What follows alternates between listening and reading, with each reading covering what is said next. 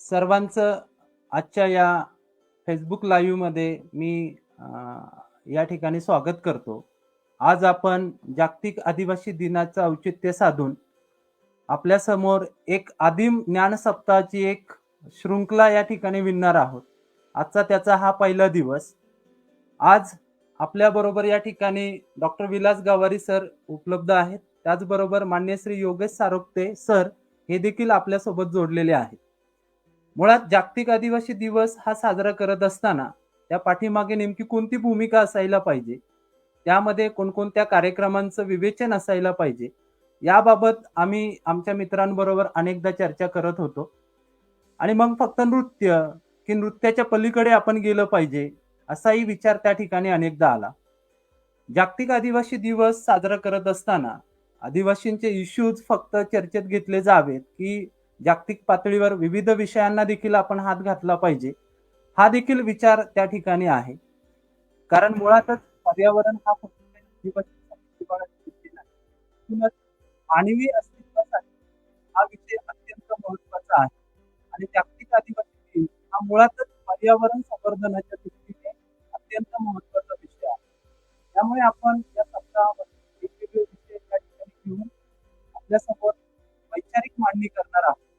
आज या ठिकाणी डॉक्टर विलास गावारी सर आपल्याला जागतिक आदिवासी दिवस साजरा करण्यापाठीमागे भूमिका काय याबद्दल थोडक्यात माहिती त्या ठिकाणी सुरुवातीला सांगतील. त्यानंतर आपण आपल्या वक्त्याचा थोडक्यात परिचय त्या ठिकाणी घेणार आहोत. परिचयानंतर त्याचा जो विषय आहे आदिवासी काल, आज आणि उद्या या विषयाबाबतची मांडणी करतो. गावारी सरांना विनंती करतो की त्यांनी आपल्या विषयावरती त्या ठिकाणी मार्गदर्शन करावं. जागतिक आदिवासी दिनाच्या पाठीमागची भूमिका. गावारी सर. सर्वांना जय आदिवासी, जय जवाहर. या ठिकाणी आजच्या वेबिनारसाठी उपस्थित सर्व मान्यवर, आजचे प्रमुख वक्ते की जे आपल्याला या ठिकाणी मार्गदर्शन करणार आहेत असे सारोक्ते सर, मान्य श्री राजू ठोकळ सर.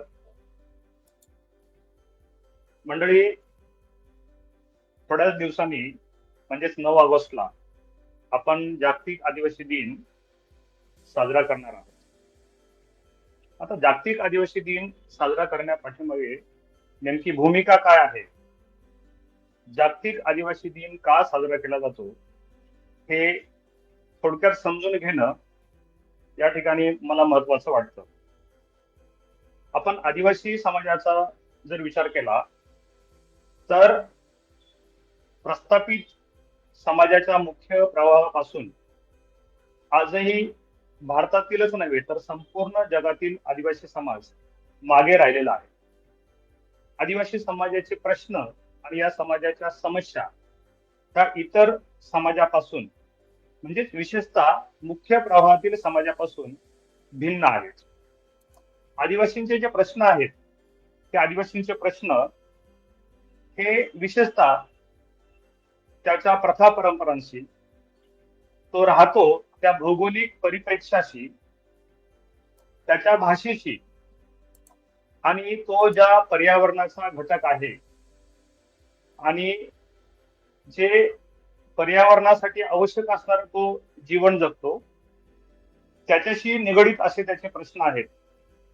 आणि म्हणून आदिवासींच्या हक्कांचा आणि अधिकारांचा विचार करताना विनोने आदिवासींच्या या सगळ्या घटकांचा, आदिवासींच्या संदर्भातील या सगळ्या घटकांचा त्या ठिकाणी विचार केलेला आहे.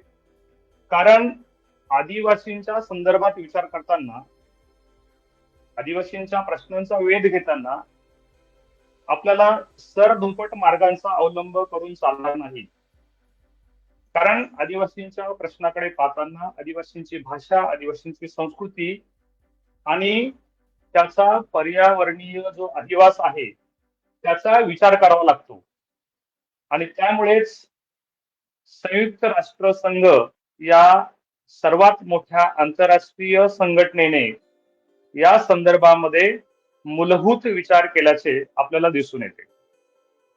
9 ऑगस्ट 1982 साली सर्वप्रथम संयुक्त राष्ट्र संघामध्ये UNO working group of indigenous people या नावाने एक सभा झाली जिनिव्हा या ठिकाणी, आणि तिथपासून तर आतापर्यंत युनो आदिवासींच्या संदर्भाने वेगवेगळ्या विषयांवर चर्चा घडवून आणण्याचं काम जागतिक आदिवासी दिनाच्या निमित्ताने करत आहे.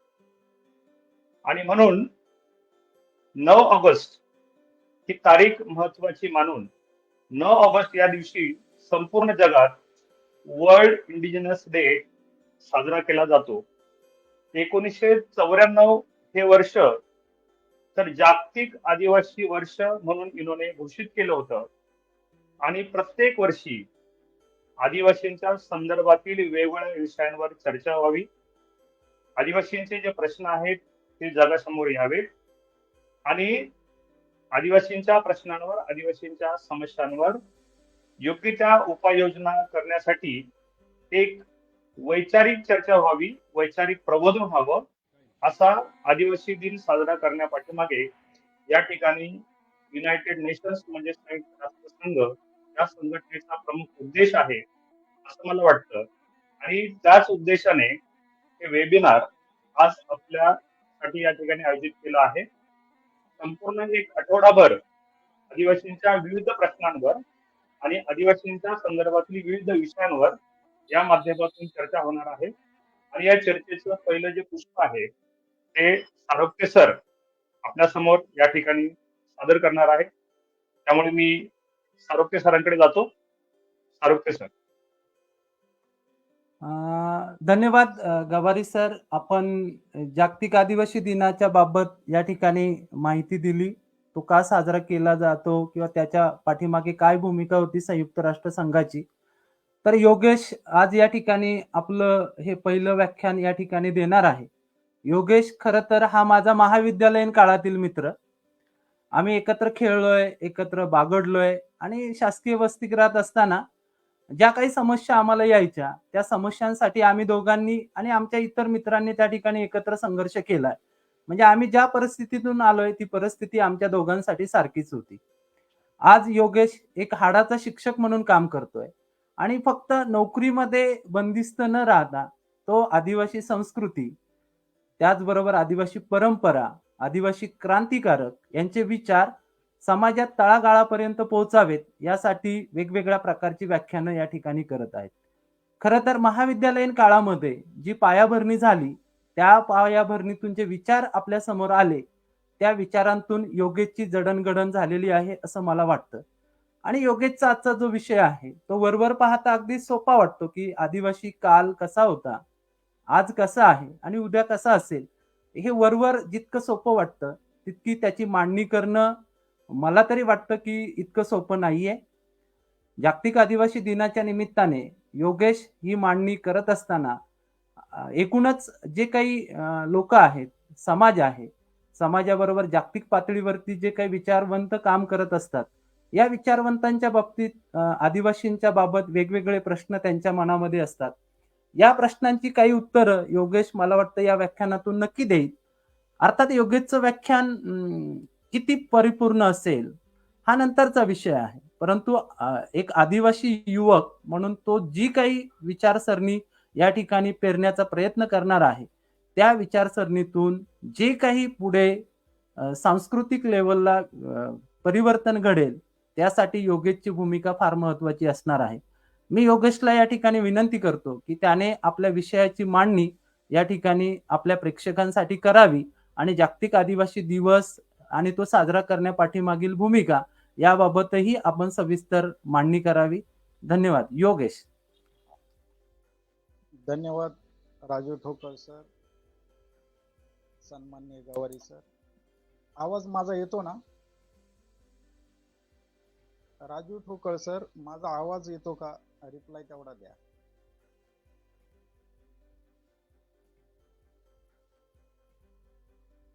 सर येतोय आवाज, बोला तुम्ही. माझा आवाज येतो का तेवढा रिप्लाय द्या. येतोय सर, बोला. ओके. शेतकरी कष्टकरी, दीन, दलित, आदिवासी अशा साऱ्यांनाच एकत्र करून ज्यांनी भोसल्यांचं नाही तर रयतेच राज्य उभं केलं ते राजे शिवछत्रपती. भारतीय स्वातंत्र्याच्या क्षितिजावर उगवलेला शौर्य तारा धरती आबा भगवान बिरसा मुंडा. आदिवासी हेच या भूमीचे मूळचे मालक आहेत, तेच धनी आहेत. नवे नवे तेच इथले मूळचे क्षेत्री आहेत. क्षेत्री म्हणजे राज्यकारभार पाहणारे, संचलन करणारे, ते शूर आहेत.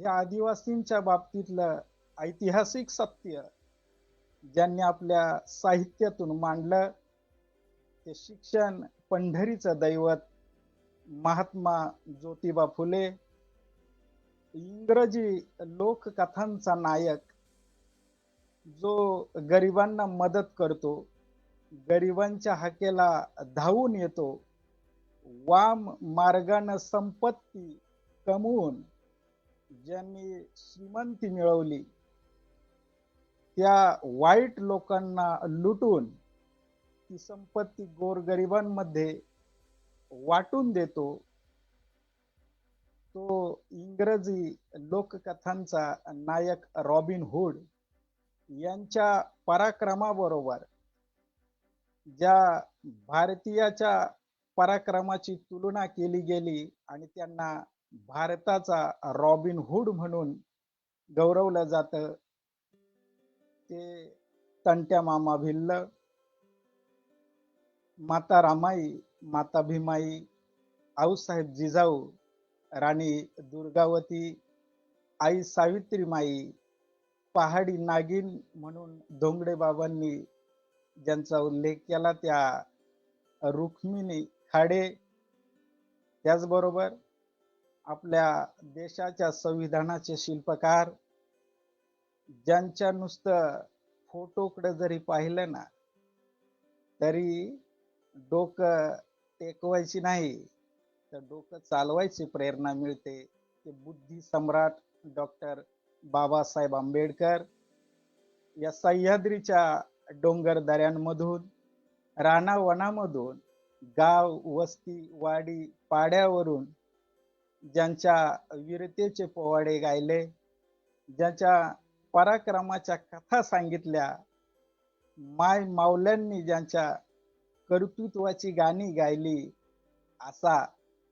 असाच राजे शिवछत्रपतींच्या नंतर या निधड्या छातीच्या सह्याद्रीनं दुसरा वीर, दुसरा योद्धा, दुसरा नायक जन्माला घातला, तो आपला वाघ, आद्य क्रांतिकारक वीर राघोजी भांगरे.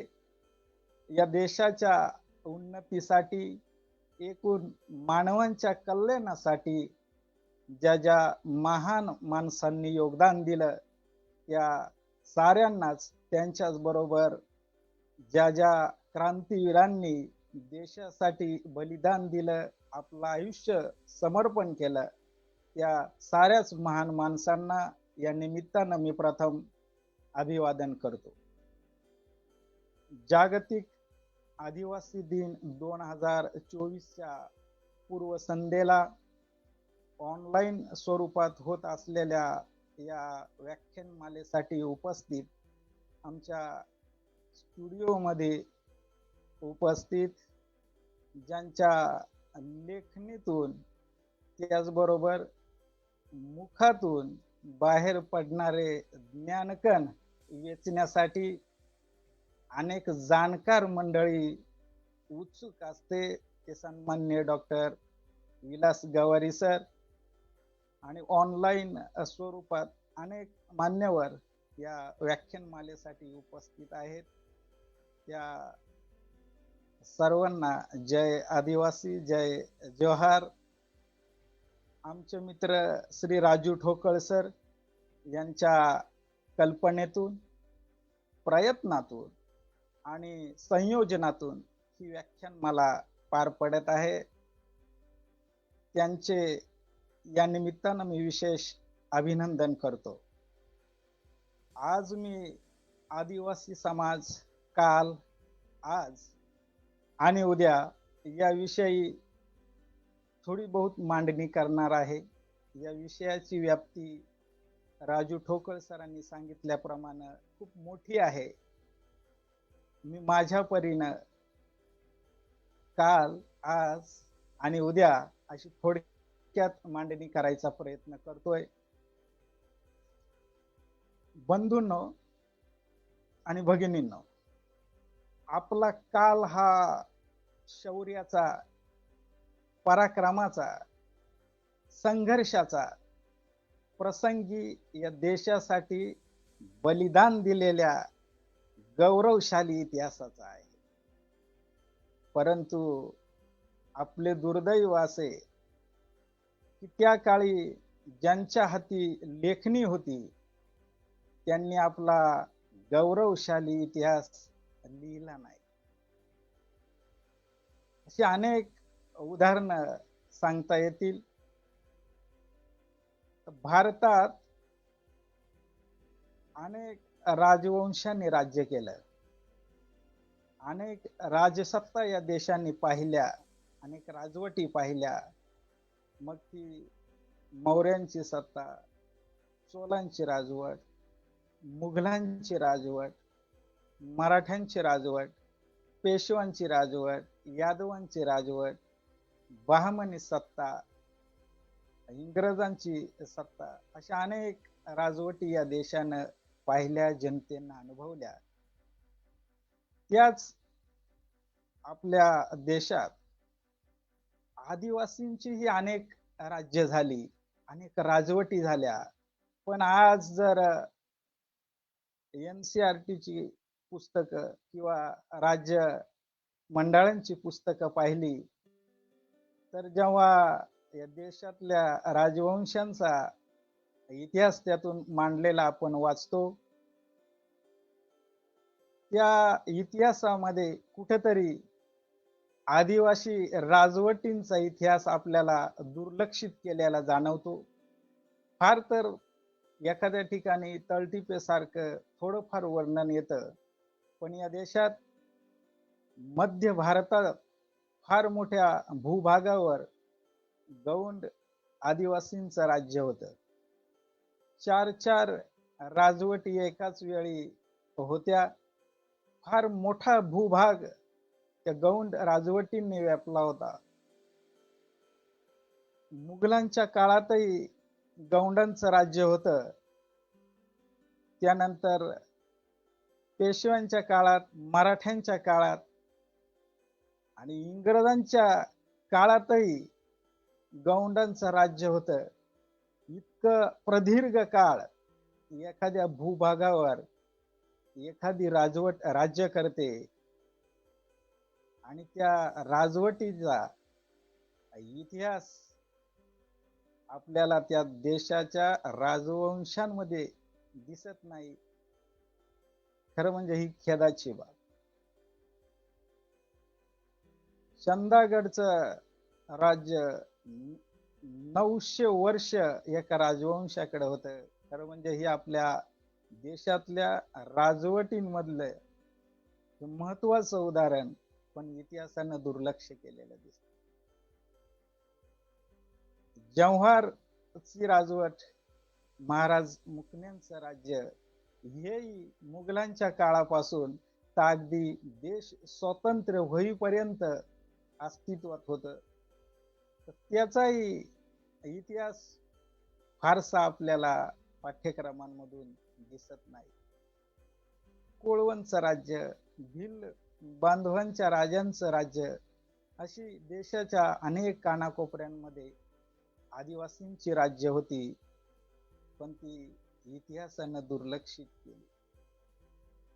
स्वातंत्र्य चळवळ या देशातली आदिवासींनीच सुरू केली. स्वातंत्र्याचा संघर्ष या देशात सर्वात प्रथम परकीयांविरुद्ध आदिवासींनीच पुकारला आणि देशाला स्वातंत्र्य मिळेपर्यंत तो त्यांनी लढला.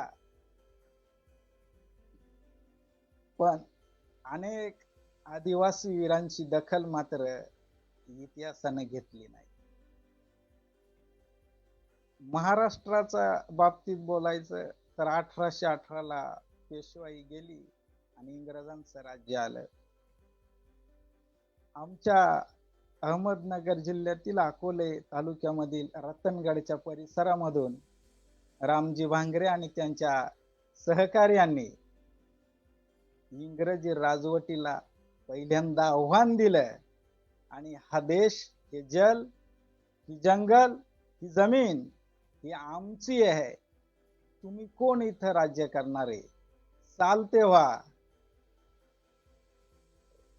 असं सांगून संघर्ष पुकारला. 1829ला त्यांना अटक झाली. 1830च्या सुमारास त्यांना काळ्या पाण्याची शिक्षा झाली.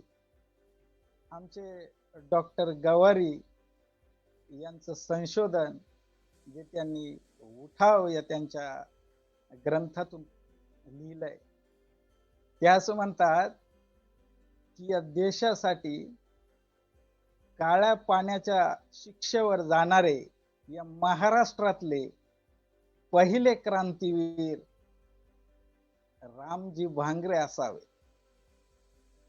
आणि इतकी मोठी क्रांती, इतक्या मोठ्या क्रांतीची सुरुवात आमच्या आदिवासी इतिहास नायकांनी केली.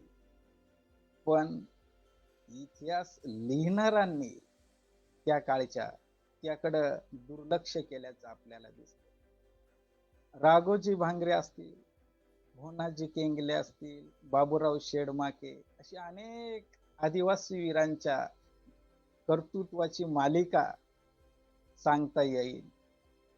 पण स्वातंत्र्य चळवळीचा इतिहास वाचला की कुठेतरी थोडाफार उल्लेख या आदिवासी वीरांचा येतो.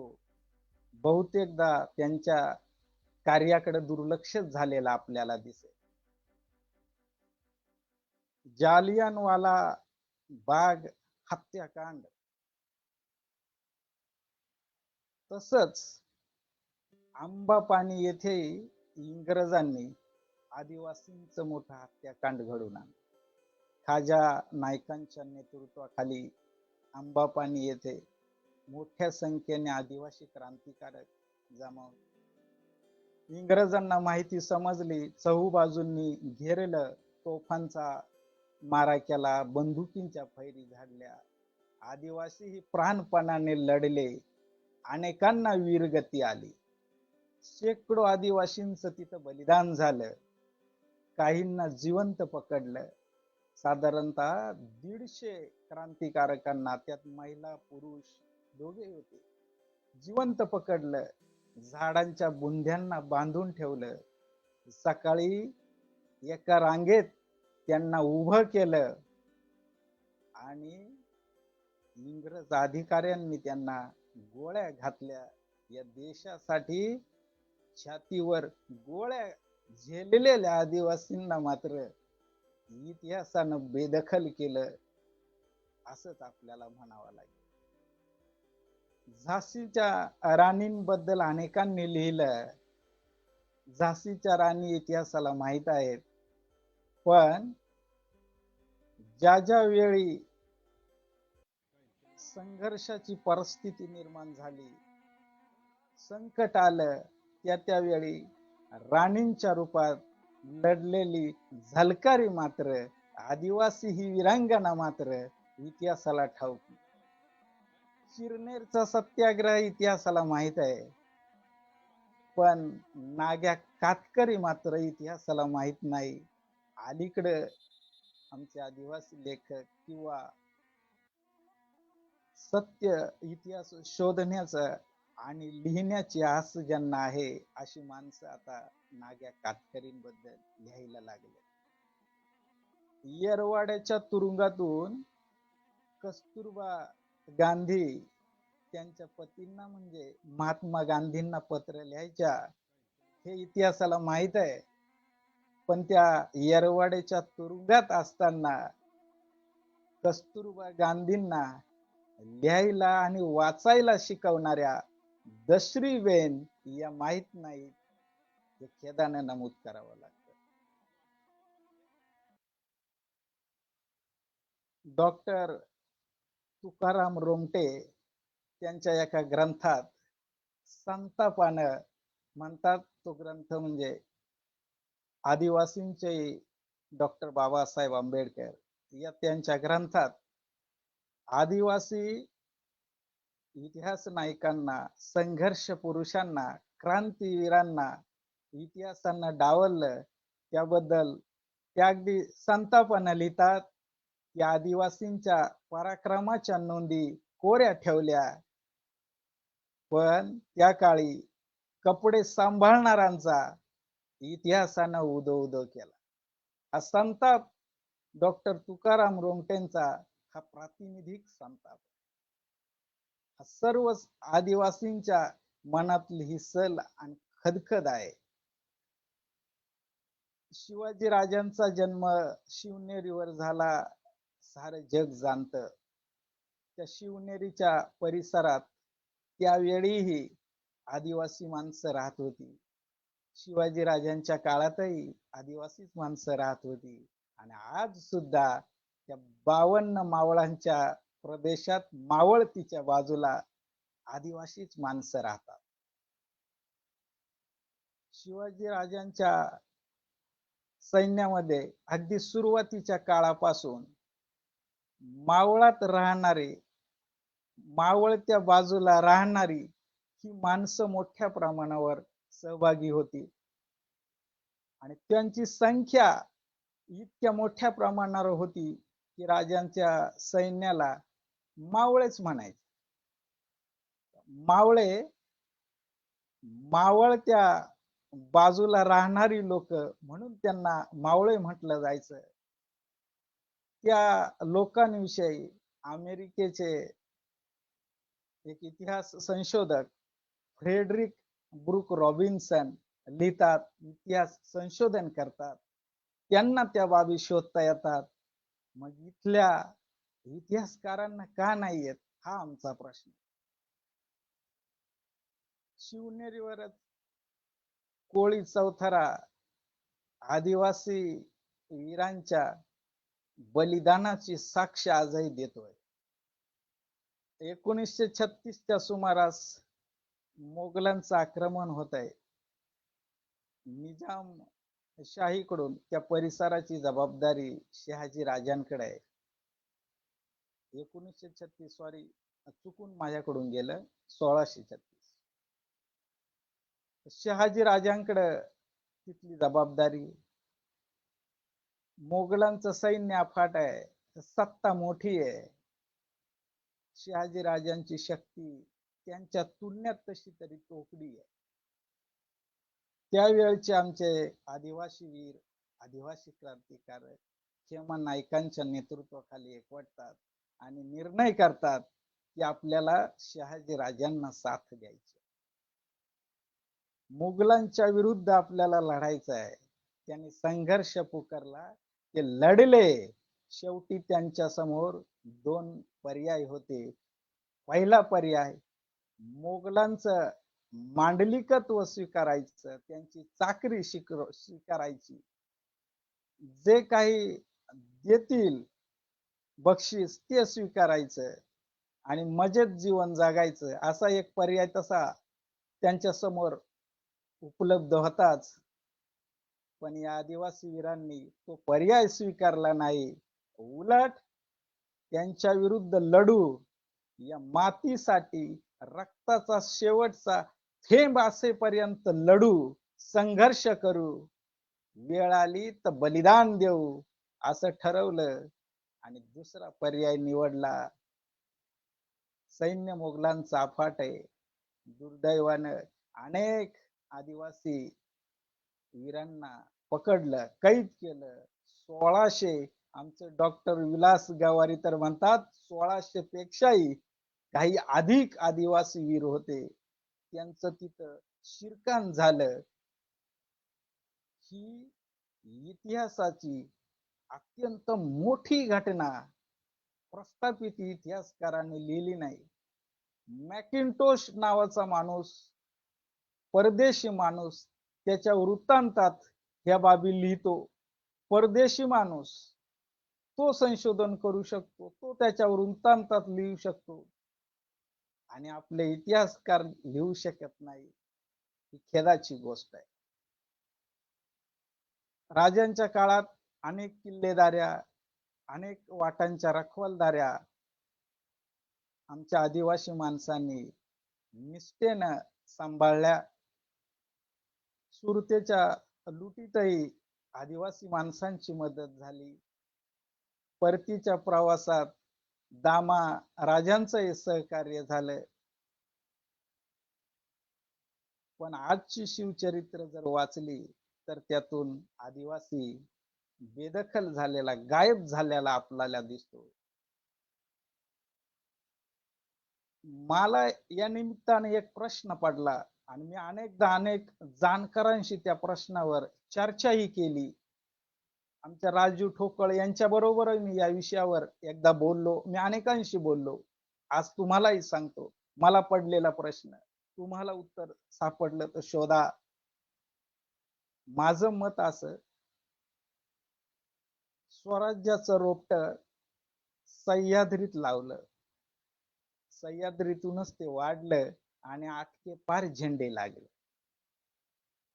त्या सह्याद्रीच्या भीमाशंकर पासून कळसुबाई, हरिश्चंद्र, त्र्यंबकेश्वर, अगदी डांग पर्यंतचा प्रदेश, या प्रदेशात डोंगर दऱ्यांमध्ये शिवाजी राजांच्या जन्मापूर्वीही आदिवासी माणसं राहत होती.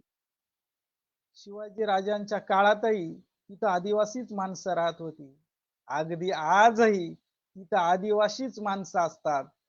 मग स्वराज्याच्या इतिहासात आम्ही कुठंच लिहिलेलं दिसत नाही. मग याचं कारण काय? आदिवासींशिवाय तो इतिहास असेलच कसा? हा मला एक प्रश्न अनेकदा पडतो. म्हणून मी या व्याख्यानाच्या माध्यमातून तो आपणासमोर मांडतो.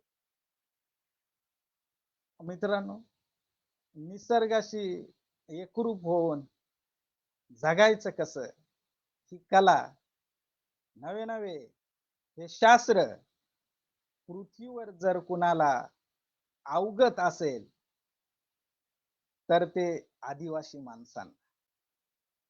आदिवासींकडे जे निसर्गाचं ज्ञान आहे, आजची पिढी विद्यापीठांमधून शिकली ती घेते, पण आमच्याकडं परंपरेने चालत आलेलं, परंपरेनं आमच्यापर्यंत संक्रमित झालेलं असं आदिवासी माणसांकडे जे ज्ञान आहे, त्या अनुभवाच्या विद्यापीठातून आलेलं, संक्रमित होत आलेलं ज्ञान.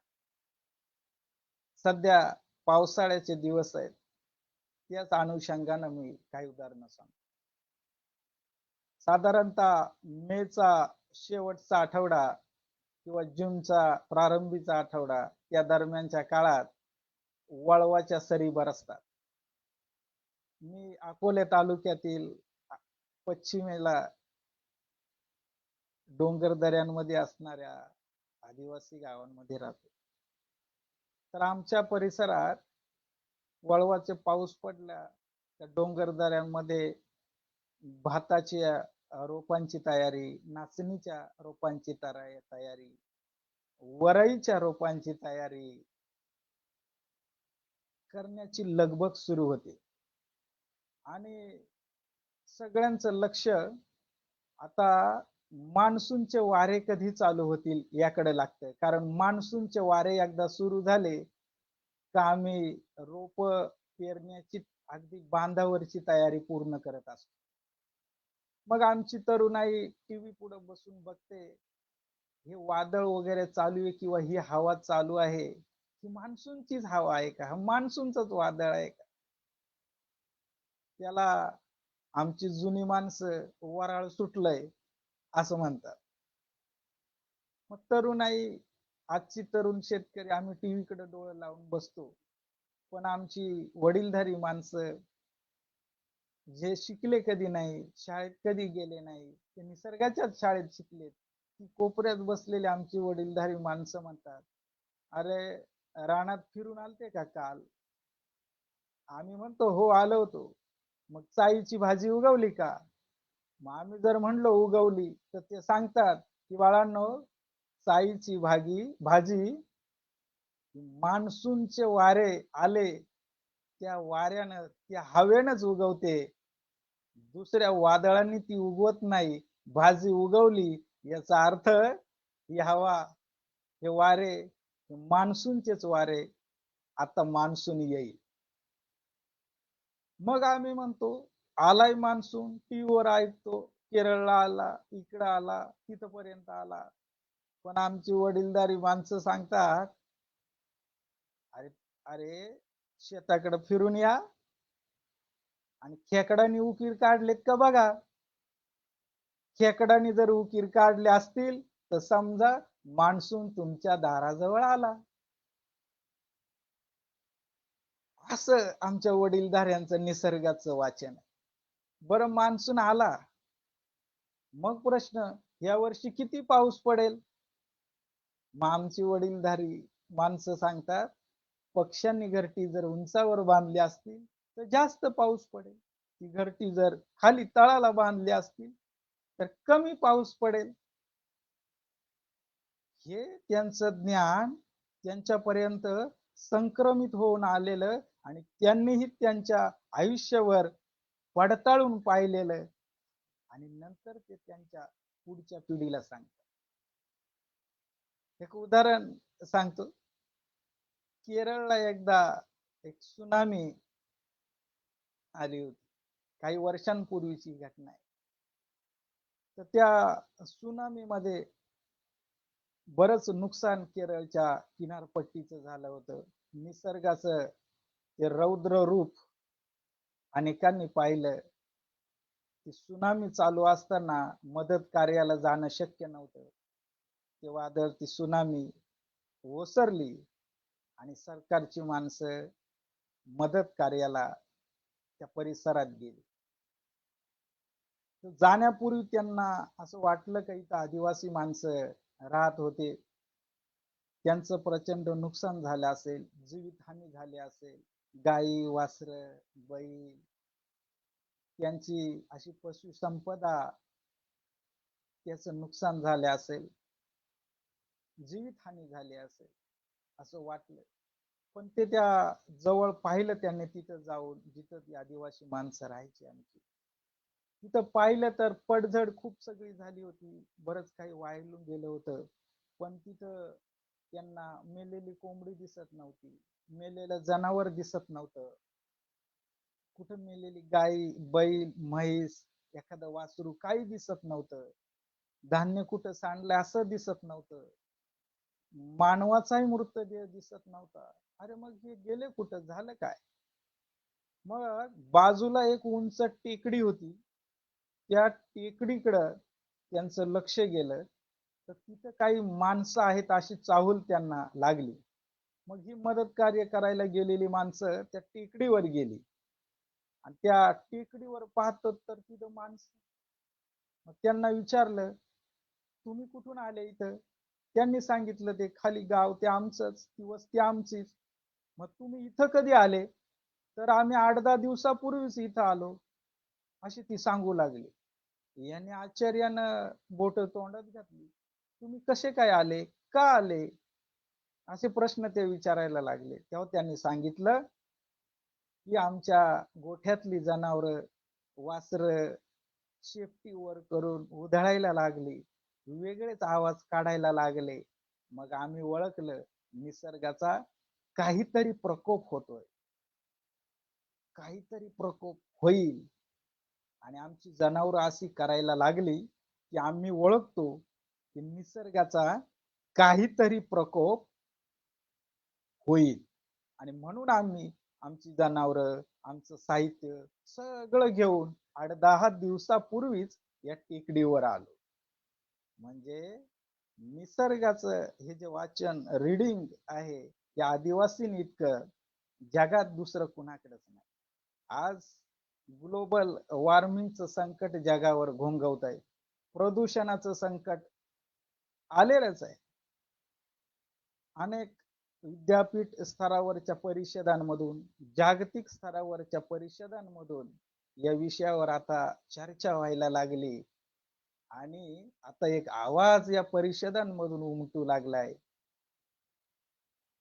की आदिवासी माणसांचं जीवन, लोकजीवन निसर्गाच्या सानिध्यातलं ते इतर नागर समाजापेक्षा श्रेष्ठ आहे आणि निसर्गाचं इतरांपेक्षा जास्त ज्ञान त्यांच्याकडे आहे ही खात्री आता जगाला पटायला लागली.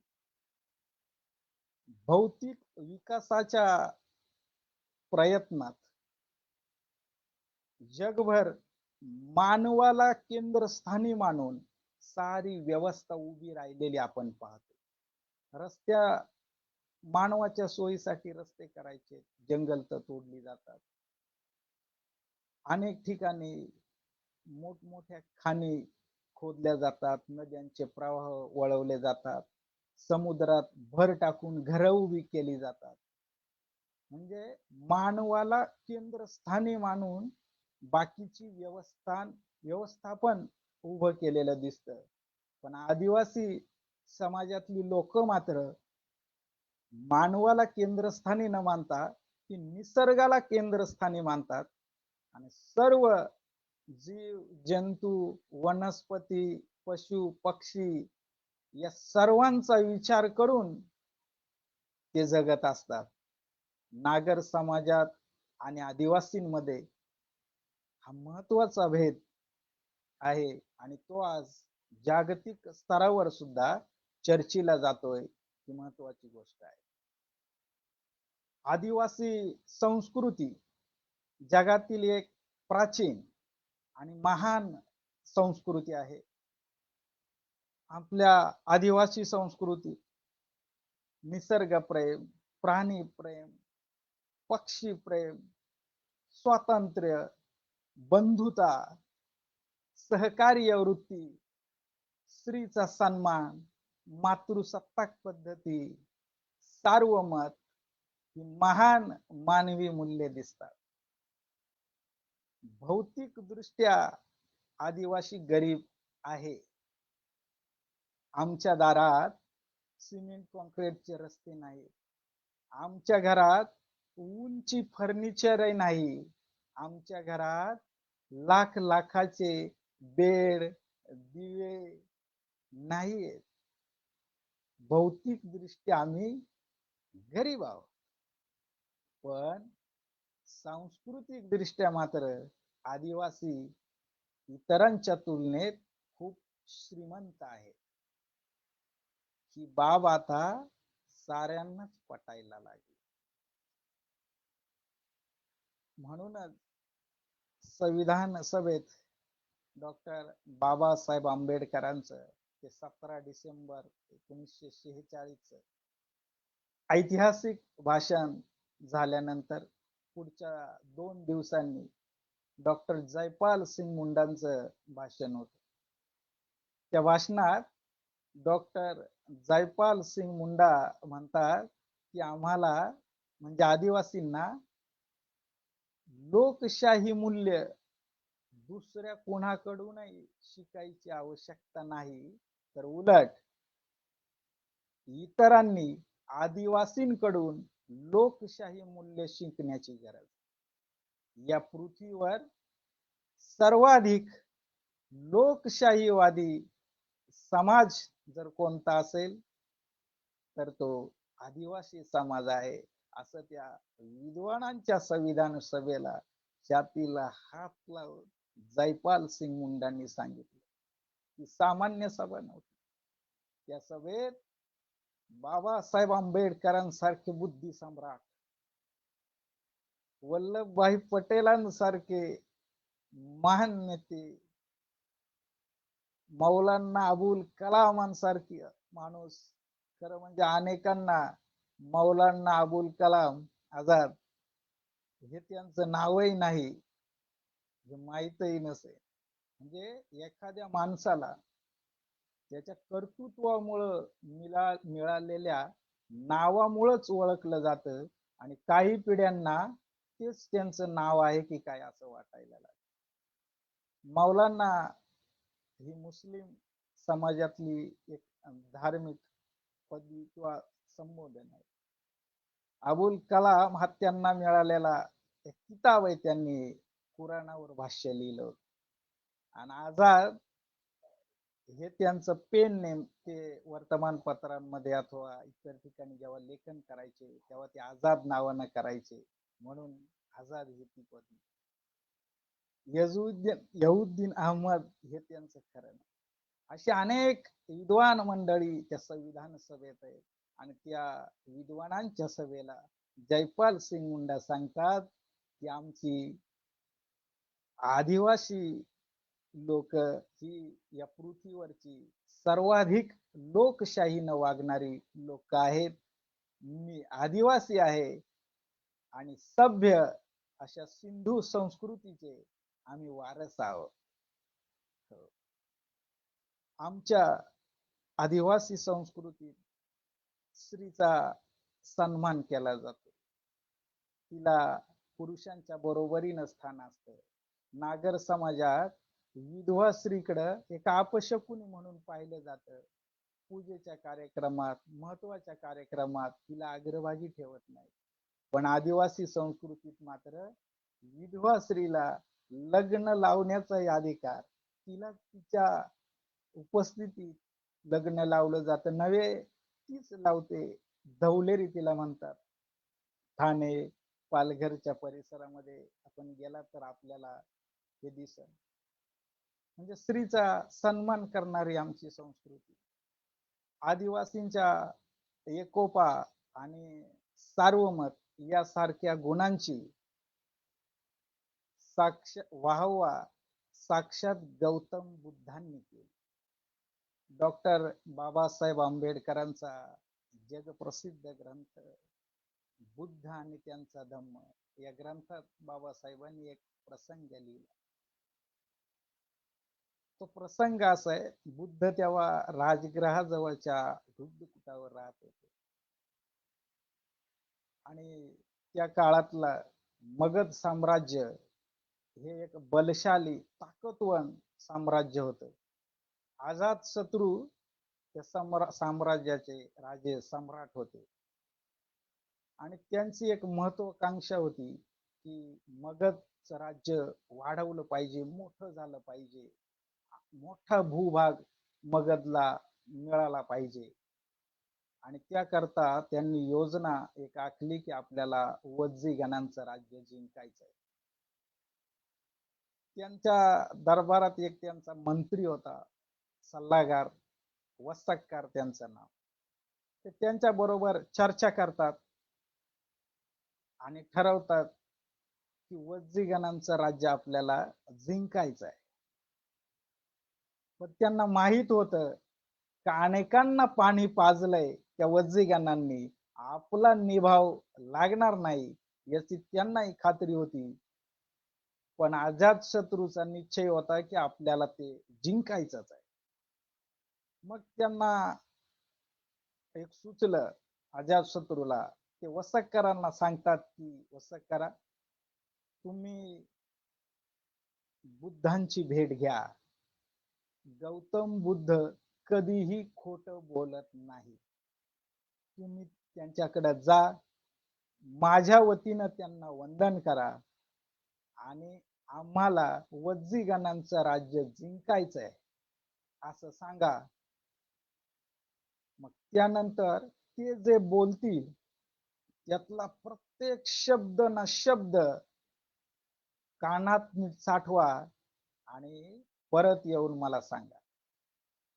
ठरल्याप्रमाणे वसक्कर जातात, बुद्धांना सांगतात की अजात शत्रू म्हणतात की आम्हाला वज्जी गणांचं राज्य जिंकायचंय. बाजूला आनंद उभे, गौतम बुद्ध त्यांच्याकडे पाहत आनंदांना विचारतात की आनंदा, मी वैशालीला राहिलोय, वज्जी गणांमध्ये मी राहिलोय, त्यांना मी काही तत्व सांगितलेली आहेत. आनंदा, सगळे वज्जीगण एकत्र बसतात आणि एकत्र बसूनच कोणताही निर्णय घेतात. आनंदा ते अजून असंच करतात का? आनंदा म्हणतात होय. वज्जीगण त्यांच्यातल्या वडीलधाऱ्यांचा मान ठेवतात, आदर ठेवतात, वडीलधाऱ्यांचा ते सल्ला घेतात, वडीलधाऱ्यांचं मत ते कधीही डावलत नाही.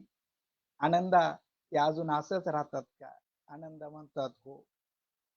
पुन्हा बुद्ध म्हणतात, आनंदा, वज्जीगण स्त्रियांना पुरुषांच्या बरोबरीनं मानतात, त्यांना मान देतात, त्यांचा आदर ठेवतात. ते स्त्रियांच्या बाबतीत अजूनही तसंच वागतात का? आनंदा म्हणतात हो. त्यांच्याजवळ जे काही असेल ते ते सगळेजण एकत्र बसून एकत्र मिळून खातात. ते त्यांच्यातल्या कुणालाही उपाशी ठेवत नाही. ते अजूनही असेच एकोप्याने राहतात, एकत्र राहतात, एकत्रित निर्णय घेतात. आनंदा ते असेच राहतात का? आनंदा म्हणतात हो. आणि मग बुद्ध वसक्करांना म्हणतात की तुम्हीच काय म्हणजे मगधच काय, जगातली जोपर्यंत ते वज्जीगण म्हणजे आदिवासी असं एकोप्याने राहतात तोपर्यंत तुम्हीच काय, जगातली कोणतीच ताकद त्यांना पराभूत करू शकत नाही.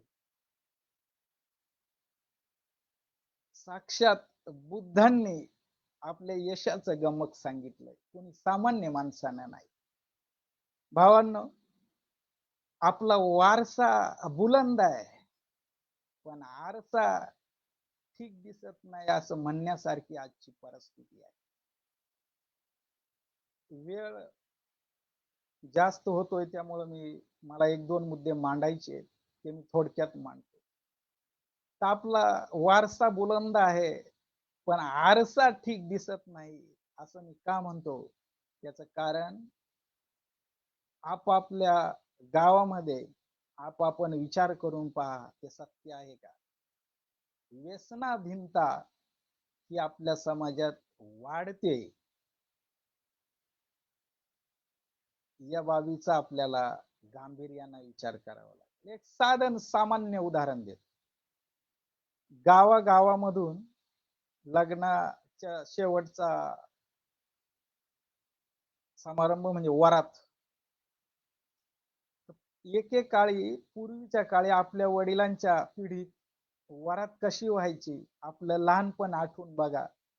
आपल्या गावातली लहान मुलं मुली वडीलधारी माणसं गावातली सारेच घटक एकत्र यायचे. एवढंच नाही, आसपासच्या शेजारच्या गावातली लोक ज्या गावात वरात आहे तिथं यायची. कोणी लेझमाचं पथक यायचं, कोणी मर्दानी खेळांचं पथक यायचं, तर काही काही माणसं फक्त वरात बघायला यायची आणि गावाच्या मध्यवर्ती ठिकाणी वरात असायची. लेझमाचा सुंदर डाव व्हायचा. पुढच्या पिढीला ती कला बघायला मिळते की नाही अशी परिस्थिती आज आहे. सारी लोक लहान मुलांसकट आजूबाजूला बसून बघायची. या गावचा लेझमाचा ताल झाला की त्यानंतर लेझमाचा डाव, चला दुसऱ्या गावची माणसं उठा. आणि सर्वात शेवटी ज्या गावात ती वरात चाली त्या गावातली माणसं असायची. महिलांचाही काही खेळ, महिलांच्याही काही कलाकृती त्या कार्यक्रमात व्हायच्या, लहान मुलांच्याही व्हायच्या. काही करमणूक म्हणून सोंग वगैरे घेण्याच्याही कलाकृती, संस्कृतीचंही तिथं प्रदर्शन व्हायचं. अशी ती वरात व्हायची. जी वरात बघायला लहानापासून थोरापर्यंत सगळीच माणसं आलेली असायची. पण आज तशी स्थिती आहे का याचा आपणच विचार करा. आजची परिस्थिती अशी की गावातली माय मावल्या आणि गावातली वडीलधारी माणसं यांना असं वाटतंय की वरात न झालेली बरी, अशी परिस्थिती आहे. आणि म्हणून मी तसं म्हटलो, अशी आता वेळेअभावी मी बाकी सांगत नाही, पण या गोष्टींचा कुठेतरी आपण विचार केला पाहिजे. भावांनो, येणारा काळ हा भौतिक प्रगतीच्या बाबतीत प्रचंड स्पर्धेचा काळ आहे. पुढचा जमाना हा माहिती तंत्रज्ञान, संगणक तंत्रज्ञानाचा जमाना, AI चा जमाना, सारं जग स्किल बेस्ड सोसायटीकडून नॉलेज बेस्ड सोसायटीच्या दिशेनं डायव्हर्ट होताना आपण पाहतो. या उद्याच्या जगात, उद्याच्या काळात व्यक्तीच्या अंगी problem solving, critical thinking, collaboration, media literacy अशा क्षमता, अशी कौशल्य असणं आवश्यक आहे. आणि ज्याच्या जवळ ही कौशल्य आहेत तीच व्यक्ती भौतिक प्रगतीच्या बाबतीत टिकाव धरू शकेल. म्हणून मी साऱ्यांना एक विनंती करीन की भावांनो, उद्याच्या काळात प्रस्थापित व्यवस्थेच्या बरोबर जायचं असेल, तिचं नेतृत्व करायची योग्यता आपल्याला मिळवायची असेल, तर आपल्याला लाठीकाठी, ढाल तलवार, बॉम्ब बंदूक अशी हत्यारे घेऊन आता लढायचं नाही, तर आपल्याला वही पेन, पाटी पेन्सिल, पुस्तक आणि संगणकाच्या सहाय्यानं ज्ञानाची लढाई लढावी लागेल. आणि ज्ञानाची लढाई लढलेले आणि जिंकलेले आदर्श आपल्या तरुणांपुढे ठेवावे लागतील. उदाहरणार्थ डॉक्टर बाबासाहेब आंबेडकर असतील किंवा जयपाल सिंग मुंडा असतील, अशी ज्यांनी ज्ञानाची लढाई लढली जिंकली असे आदर्श तरुणांपुढे ठेवावे लागतील. तरुणाईला मार्ग दाखवावा लागेल. माझा वेळ या ठिकाणी संपतोय, तेव्हा मी सामाजिक आणि राजकीय क्षेत्रातल्या व्यक्तींना आग्रह करीन की तुम्ही दर्जेदार शिक्षणाकडे आपल्या लक्ष द्या, कारण दर्जेदार शिक्षण हा एकमेव रस्ता आपल्या प्रगतीचा आहे. मी या व्याख्यानमालेसाठी मला राजू ठोकळ सरांनी पहिलं पुष्प गुंफायची संधी दिली, त्याबद्दल मी त्यांचं, त्याचबरोबर अनेक मान्यवर या व्याख्यानमालेला जोडलेले आहेत, त्या सर्वांचं आभार मानतो आणि थांबतो. जय आदिवासी. राजू ठोकळ धन्यवाद. हा योगेश, धन्यवाद. तू एक पर्स्पेक्टिव्ह आमच्या समोर मांडला. आदिवासी काल, आज आणि उद्या. उद्याच्या काळात येणारा जो काही काळ असेल तो आदिवासींसाठी नक्कीच सहज आणि सोपा नसेल. आपल्यासोबत दरम्यानच्या काळामध्ये आपले आवडते व्यक्तिमत्व सायंटिस्ट देखील उपलब्ध आहेत. त्यांना आपण आनंद यात्री म्हणतो. त्यांचा चेहरा पाहून नक्की दिसेल ते आनंद यात्री आहेत. त्यांनी संपूर्ण व्याख्यान या ठिकाणी ऐकलेलं आहे. मी प्रेक्षकांची थोडक्यात दिलगिरी व्यक्त करतो की सुरुवातीच्या काळात काही तांत्रिक अडचणीमुळे आपलं वेबिनार काही जणांना पाहता आलं नाही, त्याबद्दल क्षमस्व. परंतु योगेशने जे काही मुद्दे मांडले ते खरं तर आपल्या सर्वांना या जागतिक आदिवासी दिनाच्या दृष्टीने अंतर्मुख करायला लावणारे आहेत. आता जागतिक आदिवासी दिन साजरा करत असताना योगेशला काही प्रश्न या ठिकाणी आलेले आहेत. या ठिकाणी काहींचं म्हणणं आहे की आदिवासी संस्कृती इतकी श्रीमंत आहे, तर मग आदिवासी माणूस गरीब का? त्या गरिबीतून बाहेर पडायचं असेल तर आदिवासी संस्कृती त्याला मदत का करू शकत नाही, किंवा त्यासाठी काय केलं पाहिजे येणाऱ्या काळामध्ये आदिवासींनी? मी माझ्या व्याख्यानातून अगोदरच सांगितलं का भौतिक दृष्ट्या आदिवासी माणूस गरीब आहे आणि सांस्कृतिक दृष्ट्या तो श्रीमंत आहे. पण त्याची जे सांस्कृतिक मूल्य आहेत त्या मूल्यांचं संक्रमण दुसऱ्या पिढीकडे किंवा इतरांकडे होण्यासाठी त्याचं साहित्य असावं लागतं. आणि आपल्या आदिवासी संस्कृतीला प्रतिपादित करणारं साहित्य आज उपलब्ध नाही, म्हणून आपल्या संस्कृतीत असणारी चांगली मूल्य जगापुढं जात नाहीत. आज आपण शिकलो, डॉक्टर विलास गवारींसारखी माणसं, सायंटिस्टही आपल्या स्टुडिओत आहेत, असे अनेक विद्वान माणसं आता ती मूल्य मांडायला लागलेत, इतरांपर्यंत जायला लागलेत. आणि जर कोणी म्हणत असेल आपण गरीब आहोत, तो भौतिक दृष्ट्या आपण गरीब आहोत ही निश्चित बाब आहे, पण सांस्कृतिक दृष्ट्या आपण नक्कीच श्रीमंत आहोत. कारण आपल्या संस्कृतीत स्त्रीला पुरुषाच्या बरोबरीचं स्थान आहे. आपल्या स्त्रीनं कधी केशव पण केलं नाही, आपली स्त्री कधी सती गेली नाही. किंवा आपल्या आदिवासी संस्कृतीत भेदाभेद करणारी जाती व्यवस्था नाही, कलंकित गोष्टी या आदिवासी संस्कृतीत नाहीत. म्हणून संस्कृती श्रीमंत आहे, पण आपल्यात साहित्यिकांची निर्मिती झाली पाहिजे आणि आपली संस्कृती जगापुढे आली पाहिजे. त्यातली महान मूल्य जगाला साहित्यातूनच दिसतील. आणि भौतिक दृष्ट्या आपण गरीब आहोत हे मला आजही मान्य आहे. आणि ती गरिबीचं कारण शिक्षण हेच आहे. म्हणून मी मगाशी आग्रह केला की आपल्या प्रगतीचा रस्ता एकच आहे, तो खुला करायचा की नाही हे आपण ठरवावं लागेल. आणि ठरवावं लागेल म्हणजे या दिशेनं जावंच लागेल, दुसरा मार्ग आपल्याकडे नाही. राजू ठोकळ सर. ओके, या ठिकाणी गवारी सरांच्या मनामध्ये काही प्रश्न असतील तर त्यांनी विचारावेत.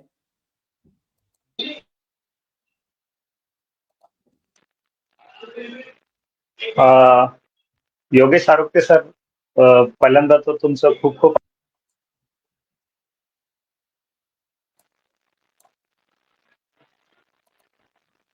तुमचं आजचं जे व्याख्यान झालं ते खरोखर अतिशय माहितीपूर्ण झालं, अतिशय सुंदर असं झालं.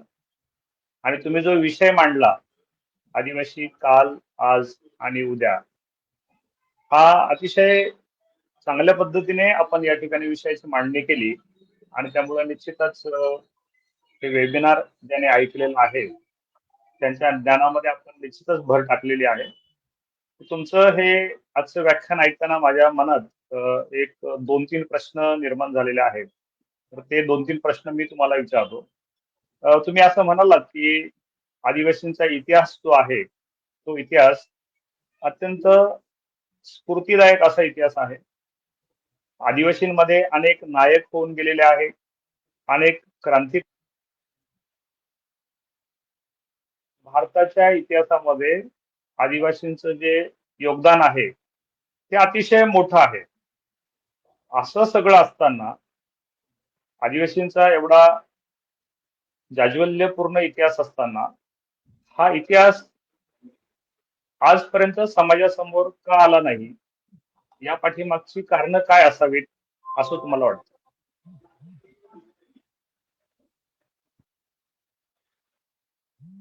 कदाचित ज्यांच्या हाती लेखणी होती, म्हणजे अनेक कारण असू शकतात, त्यातली मला 1-2 वाटतात.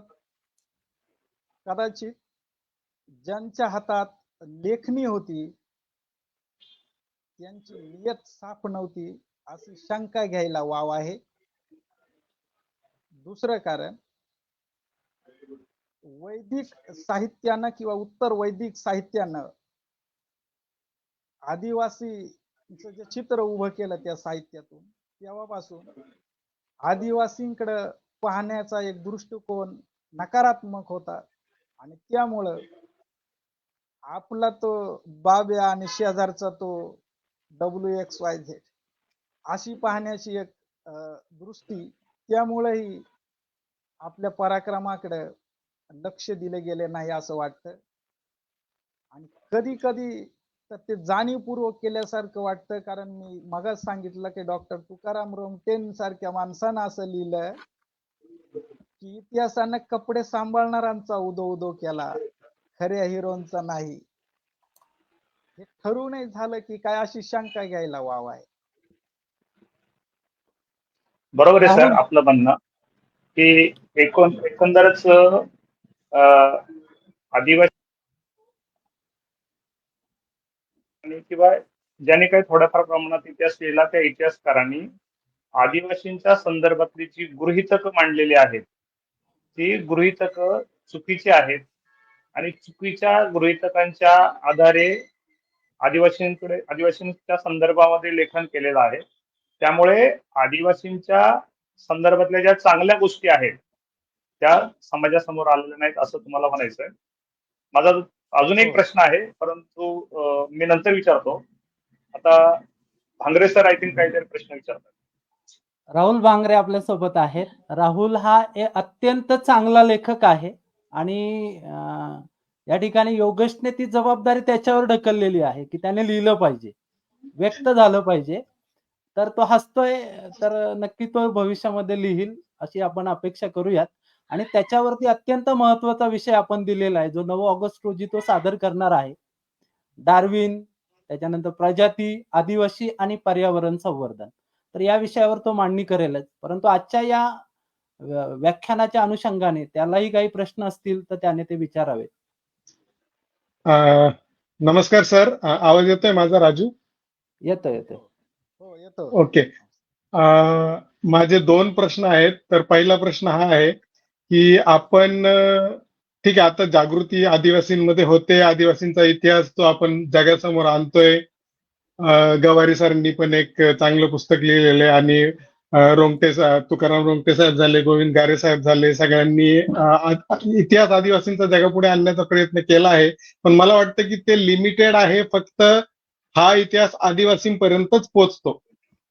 बिगर आदिवासी मला नाही वाटत की आपण लिहिलेली पुस्तकं किंवा असं काही त्यांच्यापर्यंत पोहोचत असेल तर ते आपण कसं सगळ्या जगापुढे पोहोचवता येईल. कारण आपण जे हे करतो त्याच्यामुळे हे सगळ्या गोष्टी फक्त आदिवासींपर्यंतच पोहोचतात असं मला वाटतं.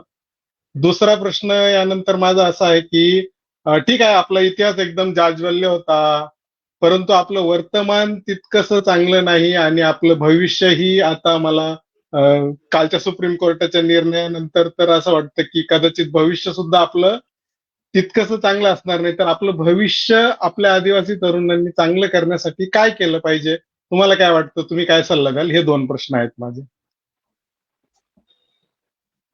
मी आपल्याला सर्वांचं लक्ष या प्रश्नाच्या माध्यमातून डॉक्टर बाबासाहेब आंबेडकरांकडे वेधू इच्छितो.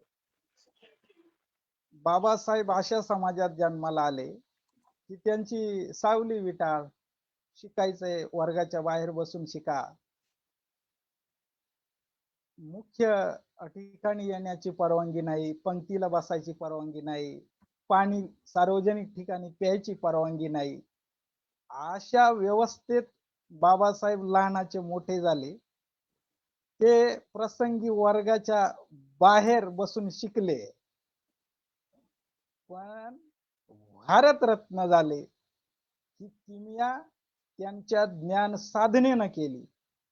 आणि ज्या देशानं, ज्या व्यवस्थेनं अस्पृश्य म्हणून त्यांना झिडकारलं, त्याच देशाच्या व्यवस्थेनं त्यांना मानानं बोलवलं आणि सांगितलं की या देशाचा कायदा लिहिण्याची जी समिती आहे त्या समितीचं अध्यक्षपद तुम्ही घ्यायचं. मग हे काय झालं? Knowledge power.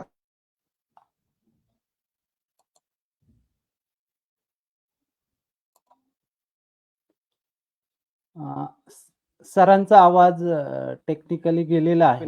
तरी राहुलने प्रश्न विचारलाय, कालच्या जजमेंट वरती त्याने भाष्य केलेलं आहे. त्या जजमेंटच्या बाबतीत मला एकच गोष्ट म्हणायची की जजमेंट हे आरक्षणाच्या बाबतीत आहे आणि आरक्षणाचे दुर्गामी परिणाम होऊ शकतात या मताचा देखील मी आहे. परंतु जो आदिवासींचा जो इतिहास आहे, आदिवासींच्या इतिहासावरती जे आपण भाष्य करतो त्या अनुषंगाने जर आपण बघितलं तर एक गोष्ट प्रकर्षाने जाणवते की जो इतिहास आपण अभ्यासतो त्या काळामध्ये कोणत्याही प्रकारचं आरक्षण हे आदिवासींना नव्हतं. प्रस्थापित व्यवस्थेमध्ये आणि आपली निसर्ग संस्कृती जपत असताना त्यांनी आपलं कर्तृत्व सिद्ध केलेलं आहे आणि परिणामी तो इतिहास आज आपल्याला गौरवास्पद वाटतो. बदलती सरकारी धोरणं, प्रामुख्याने भारत सरकारची धोरणं ही कदाचित आदिवासींच्या विरोधात आज असतील, परंतु जगाचा विचार केला, आपण जागतिक आदिवासी दिन शब्द त्या ठिकाणी महत्वाचा समजूयात. जगाला आदिवासींच्या बाबत काय वाटतं ते जर बघितलं तर जे काही प्रगत देश आहेत आज ते प्रगत देश आदिवासींकडे अतिशय संवेदनशीलतेने बघताना दिसून येत आहेत. आणि त्या दृष्टीने आपण विचार केला तर येणाऱ्या काळामध्ये आदिवासी आपल्या संस्कृतीच्या जोरावर आपलं अस्तित्व नक्की टिकवून ठेवतील, कारण आदिवासींचा इतिहास संघर्षाचा होता, आजही आहे आणि भविष्यात आदिवासींना संघर्ष चुकणार नाही. कारण भांडवलशाही व्यवस्थेमध्ये निसर्ग ओरबाडू पाहणारी व्यवस्था आज आपल्याकडे दिसते. हसदेव सारखं प्रकरण आपण बघतोय की आदिवासींनी प्रचंड संघर्ष उभा केला तरी सरकारने हसदेव मधील हजारो झाडांची कत्तल त्या ठिकाणी केली. कोणतीही पर्यावरणवादी संघटना त्या ठिकाणी आवाज उठवायला समोर आली नाही आणि जे काही आले असतील कदाचित त्यांचा आवाज वेगवेगळ्या प्रकारे दाबला गेला असेल. या ठिकाणी राहुलने अजून एक गोष्ट त्या ठिकाणी मांडली. त्या अनुषंगाने आपण वेगवेगळे विषय या ठिकाणी ठेवलेले आहेत. त्याबाबत पुढे वेगवेगळ्या व्याख्यानांमधून त्या ठिकाणी आपल्याला उत्तरं मिळतील. आजचा विषय योगेशचा होता, आदिवासी काल, आज आणि उद्या. तर अजून एक प्रश्न आपल्याला या ठिकाणी आलेला आहे, की प्रस्थापित संस्कृतीचे होणारे आदिवासी संस्कृतीवरील आक्रमण, संक्रमण रोखण्यासाठी आपल्या आजच्या तरुणांनी काय केलं पाहिजे? आज आपण बघतो सगळीकडे आदिवासी संस्कृतीवर आक्रमण होतंय, असं आपले जे मित्र आहेत तुळशीराम नाडेकर यांचं ते मत आहे. तर याकडे तुम्ही कसे बघता योगेश सर? आपली आदिवासी संस्कृती महान आहे, मानवी मूल्यांचा पुरस्कार करणारी आहे. हे जगाला सांगण्यात आणि जगापुढे त्याचं प्रदर्शन करण्यात अजूनही आपण कमी पडत आहोत. वेगवेगळे सामाजिक कार्यक्रम, मग आता हा जागतिक आदिवासी दिनाच्या निमित्तानं आपण बोलतोय, म्हणून मी जागतिक आदिवासी दिनाच्या निमित्तानं होणारे जे कार्यक्रम असतील, तर अशा कार्यक्रमांमधून तुम्ही आपल्या संस्कृतीचं सकारात्मक प्रदर्शन केलं पाहिजे.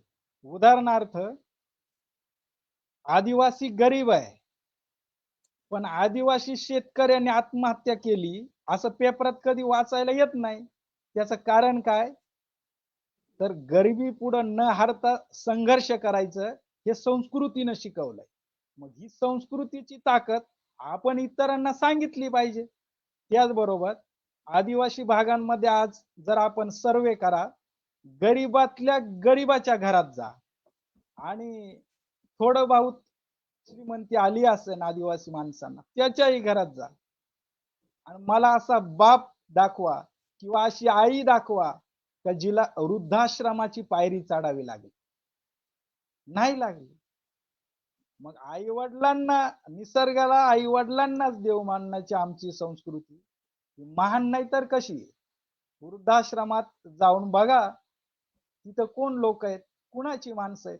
मग आम्ही आई वडिलांना आमचा आदर्श मानतो, आई वडिलांची काळजी घेतो, माय माऊल्यांचा सन्मान ठेवतो आणि परिस्थिती पुढे हारतही नाही, संघर्ष करतो.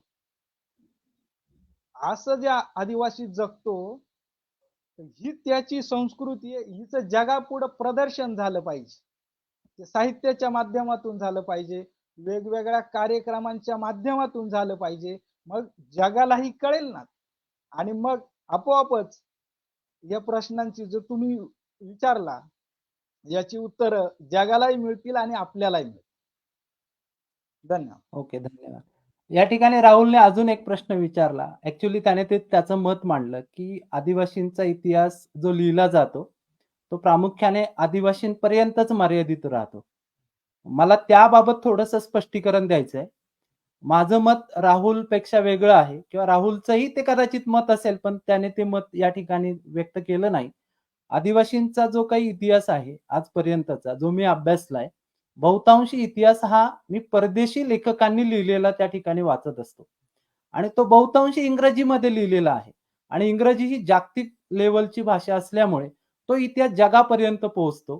फक्त दुर्दैवाने तो आजच्या प्रस्थापित व्यवस्थेपर्यंत तो कसा पोहोचवायचा ही खरं तर आजच्या आदिवासी तरुणांपुढे एक सर्वात मोठी जबाबदारी येऊन ठेपलेली आहे आणि प्रामुख्याने जो शिक्षित आदिवासी युवा आहे, या शिक्षित आदिवासी युवाने ती जबाबदारी सक्षमपणे पेलावी आणि त्या अनुषंगाने जागतिक आदिवासी दिवस साजरा करत असताना अशा उपक्रमांचं त्या ठिकाणी आयोजन करावं असं मला त्या ठिकाणी वाटतं.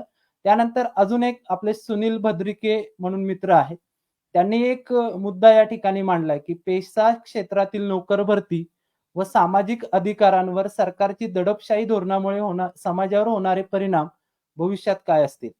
बघा, त्याबाबत मुळात खरं तर तो योगेशचा विषय नाहीये, परंतु त्याबाबतचं मी माझं मत मांडतो. कदाचित योगेशचं जर त्याच्यावर काही म्हणणं असेल तर तो देखील त्या ठिकाणी मांडेल. मी एका प्रशासकीय व्यवस्थेमध्ये काम करतो आणि हे काम करत असताना जो काही प्रतिनिधित्वाचा मुद्दा येतो, पेसा नोकर भरती ही फक्त एक सोय केलेली नाही, तर आदिवासींना आदिवासी भागामध्ये एक प्रतिनिधित्व मिळावं, आदिवासींच्या बोलीभाषा असतील, आदिवासींची संस्कृती असेल, त्या प्रामुख्याने त्या ठिकाणी जपल्या जाव्यात. हा उद्देश या पेसा नोकर भरतीमध्ये प्रामुख्याने असायला पाहिजे. परंतु दुर्दैवाने सरकारची धोरणं आणि कायद्यातील पळवाटा या सगळ्या गोष्टींमुळे ती आज अडचणीमध्ये आहे. त्याबाबत आपली कायदेशीर लढाई वेगळ्या पद्धतीने सुरू आहे आणि येणाऱ्या काळामध्ये आपण ती नक्की जिंकू असा आपल्या सर्वांना विश्वास आहे. त्यानंतर या ठिकाणी अ, आदिवासी तरुणांना इतिहासाबाबत मार्गदर्शन व्हावं असं रवी पेडेकर यांचं मत आहे. नक्कीच सर, आपला हा उद्देश हाच आहे. आपण जी व्याख्यानमाला किंवा आदिम ज्ञान सप्ताह आपण या ठिकाणी जो आयोजित केलाय, याचा एकमेव उद्देश आहे, की ज्ञानाचा उत्सव साजरा झाला पाहिजे. नुसता नृत्याचा उत्सव किंवा रॅली त्या ठिकाणी काढून फक्त शक्ती प्रदर्शन करणं, हा उद्देश त्या ठिकाणी जागतिक आदिवासी दिनाचा नाही. नक्कीच येणाऱ्या काळामध्ये आपले योगेश सरांसारखे जे वक्ते आहेत किंवा गवारी सरांसारखे जे लेखक आहेत, यांच्या पाठीशी एक समाज म्हणून आपण सक्षमपणे येणाऱ्या काळामध्ये उभे राहणार आहोत आणि त्यांच्या माध्यमातून अगदी पहिलीच्या वर्गापासून तर महाविद्यालयीन शिक्षणापर्यंत ऐतिहासिक पातळीवर आदिवासींचं लिखाण पुढे आलं पाहिजे, यासाठी आपण प्रयत्नशील आहोत. योगेश, तू आज आमच्यासोबत जोडला गेला आणि तू अतिशय चांगल्या प्रकारे आपलं मत या ठिकाणी मांडलं. मी पुन्हा एकदा आपल्या प्रेक्षकांना या अनुषंगाने एक महत्वाची बाब या ठिकाणी सांगू इच्छितो, की जगभराचा जर विचार केला तर 22% जमिनीचा भाग हा आदिवासींचा आहे आणि या 22% भूभागावर प्रामुख्याने सुमारे 500 दशलक्ष आदिवासींची लोकसंख्या त्या ठिकाणी वास्तव्य करते आणि या आदिवासींच्या सुमारे 7,000 बोलीभाषा या ठिकाणी आहेत. या 7,000 बोलीभाषांचा जर विचार केला तर या प्रत्येक बोलीभाषेतून एक वेगळी आदिवासींची संस्कृती जी तुम्हाला निसर्गाकडे घेऊन जाते आणि निसर्गाबरोबर मानवी अस्तित्वाचं भवितव्य निश्चित करण्याचं काम या ठिकाणी केलं जातंय. म्हणून आपण हा जो काही आदिम ज्ञान सप्ताह या ठिकाणी जो काही साजरा करतोय, यामध्ये आपला एकमेव उद्देश आहे, की ज्ञानाचा सप्ताह या ठिकाणी साजरा झाला पाहिजे. आपली आजची जी तरुणाई आहे, जी उच्च शिक्षणामध्ये देखील आपला टक्का कमी होताना दिसतोय. तर या तरुणांना काहीतरी प्रेरक मिळावं. जागतिक आदिवासी दिवस साजरा करत असताना त्यांच्याकडे विचारांचं भांडवल असावं, यासाठी आपण हा कार्यक्रम या ठिकाणी आयोजित केला होता. अनेक प्रश्न या ठिकाणी येतायत. काही नोकर भरतीच्या संदर्भात आहे, काही बोगस आदिवासींच्या संदर्भात आहे. बोगस आदिवासींच्या बाबतीत तर आपली कायदेशीर लढाई देखील त्या ठिकाणी सुरू आहे. कोर्टामध्ये त्याबाबतचे निकाल देखील आदिवासींच्या बाजूने लागलेले आहेत आणि ज्यांनी बोगस प्रमाणपत्र घेऊन आदिवासींच्या जागा बळकावलेल्या आहेत, त्या जागा आदिवासींच्या उमेदवारांमधून भराव्यात, असं देखील कोर्टाने स्पष्ट मत मांडलेलं आहे. परंतु दुर्दैवाने आपली राजकीय जे आदिवासींचे प्रतिनिधी आहेत, जे सरकार दरबारामध्ये ते प्रतिनिधित्व करतात, त्यांची कदाचित राजकीय ताकद कमी पडत असावी म्हणून की काय, त्या बोगसांवरती कोणत्याही प्रकारची कायदेशीर कारवाई केली जात नाही. नुकतंच एक प्रकरण आपल्या समोर आलं होतं, पूजा खेडकर नावाचं, जिने बनावट कागदपत्रांच्या आधारे ते पद मिळवलेलं होतं. जर तिच्यावर कारवाई होऊ शकते, तर मग या बोगसांवरती का कारवाई होत नाही? हा देखील सरकारला या ठिकाणी प्रश्न खरं तर संपूर्ण आदिवासी समाजाने या जागतिक आदिवासी दिनानिमित्त विचारणं ही काळाची गरज आहे. कारण बोगस कागदपत्र काढणं किंवा बोगस कागदपत्र दाखवून आदिवासी असल्याचं भासवणं हा देखील फौजदारी गुन्हा आहे. मग तो गुन्हा का नोंद होत नाही? एक प्रकारे हा आदिवासींवर अन्याय तर नाही ना? हा देखील एक संशोधनाचा विषय आहे. यानंतर आपण असेच रोज आज अनेक आपले प्रेक्षक या ठिकाणी आपल्या समोर जोडलेले होते. या सर्वांचं मी पुन्हा एकदा धन्यवाद मानतो आणि योगेश, तुझंही धन्यवाद मानतो, की तू तुझा अमूल्य वेळ आज आपल्या या सामाजिक उत्तरदायित्वासाठी दिला. त्याबद्दल तुझे पुनश्च एकदा अभिनंदन आणि पुढील काळासाठी तुला लाख लाख शुभेच्छा. आदिवासी संस्कृतीच्या संवर्धनामध्ये तुझं योगदान वाया जाणार नाही, तुझी नोंद समाज घेतल्याशिवाय राहणार नाही. त्यानंतर मी आपले डॉक्टर विलास गावारी सर यांचं देखील मी या ठिकाणी धन्यवाद मानतो, कारण त्यांनी आपला अमूल्य वेळ या ठिकाणी दिलेला आहे. आणि आपले संशोधक मित्र राहुल भांगरे, हा तर खूप बिझी माणूस आहे, याने देखील आपला अमूल्य वेळ या ठिकाणी दिलेला आहे. तर या खरं तर गवारी सर आणि राहुल भांगरे यांचंही व्याख्यान आपण ऐकणारच आहोत. सर्वांचे पुनश्च एकदा मी तमाम आदिवासी समाजाच्या वतीने तुमचं मी आभार मानतो आणि सर्वांना जागतिक आदिवासी दिनाच्या शुभेच्छा देतो आणि थांबतो. आजचं हे वेबिनार या ठिकाणी आपण समाप्त करत आहोत. धन्यवाद. जय आदिवासी.